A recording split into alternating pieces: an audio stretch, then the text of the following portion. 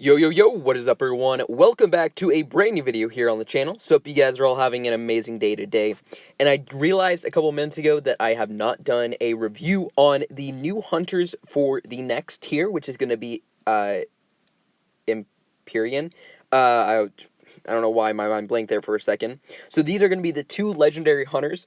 And at the end of this video, I'm going to go into detail in my breeding plans for this event and why I'm getting the couple dragons that I am. Because I'm not going to get all of them, even though I think I have the ability to. I think I have I think I have enough breeding tokens and mystic fragments to get the tier, but I want to, space out my breeding so I actually have stuff to breed in later events. So let's get started. This is going to be the Dark Hunter, Evaket. Shadow Strike, Dragon cloaks and recovers ammo upon uncloaking, damages nearby towers, and gains a damage boost. Now, this is on its Zani, and this is quite an overpowered spell. It is a white cloak, right? So, not only is it a white cloak, but it also gives you max ammo back, which is amazing. So, we have that. Chaos, 2 Rage, blue spell. Dragon deals greatly increased damage with its attacks. Definitely not a bad spell. Leech Essence, whenever this dragon kills a tower, it gains half a bar of rage and ability depending on the tower destroyed. And then Adaptive Flak Resist. So not a bad skill set. Let's go and go on to this one. This is the Ice Hunter. Cold Snap, freezes and damage. Oh yeah, by the way, Tuck 2. I don't know.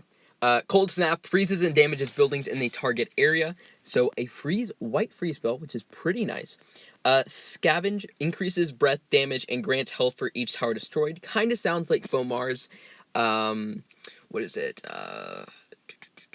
It's some sort of chaos spell, basically.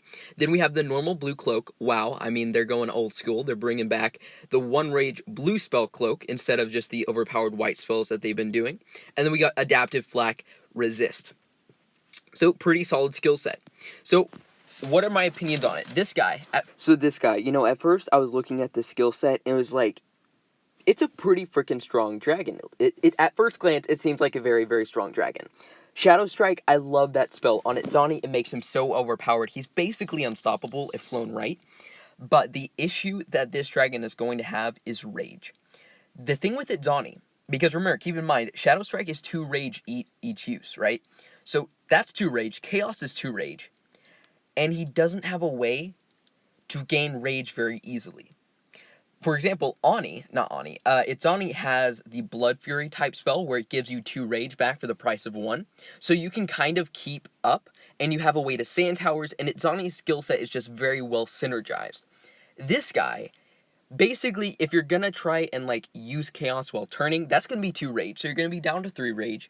And then you use Shadow Strike, you're down to 1 Rage, and you don't really have an easy way to gain Rage, besides Adaptive Flak Resist. But the issue is, if you try and use Adaptive Flak Resist, it's going to bring you out of the Shadow Strike cloak. So it's not like you can sit there in the Shadow Strike cloak and just, be spamming the Adaptive Resist. So unfortunately, the second that level 80 towers come out, I don't see this guy being very viable. He might be decent if you have really good dark gear or something, but the second that those level 80 towers come out, I just don't see this guy being very good. For now, though, level 75 towers are the max. This guy at really high levels with good gear is going to be unstoppable, probably. The majority of these dragons will be as well. So yeah, I mean, it's not a bad skill set. Again, Leech Essence is basically just kind of a whatever spell.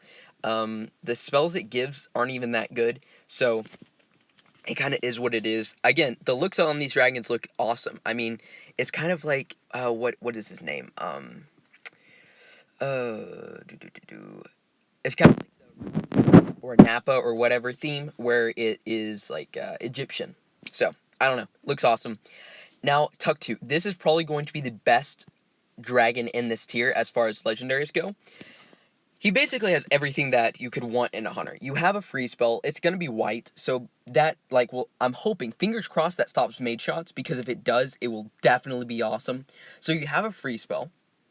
Scavenge, it increases breath duration and grants health for each tower. So you have a way to heal and increase your breath damage. So you can use that while turning. We don't know. It might be 1 to 2 rage. If it's 3 rage, that's going to hurt. But, we'll have to deal with it. We have Cloak, which, again, is just amazing all around round spell. It might not be white, but it definitely adds a little bit of a touch of strategy when it isn't, and I do appreciate the fact that they're not just putting on, a white freaking cloak on every single dragon these days. Like, dang, man. White cloak just, it screwed over the game. As much as I love it, Donnie, I really don't think that white cloak, in the idea of it, is a good idea, like Shadow Strike. But it is what it is. Nice they're putting on the normal cloak though, and then you have adaptive resist. So this is a very well-rounded skill set. You have the way to gain rage even if you get hit by mage shots. Adaptive flak resist gives you 0.5 rage every single time you use it. And that can really add up quickly if you're just spamming that thing over and over and over again. So yeah, I mean, honestly, this guy seems like he's going to be the best legendary dragon in this tier. Now, as far as this breeding event goes, personally, I will definitely be getting Tug 2.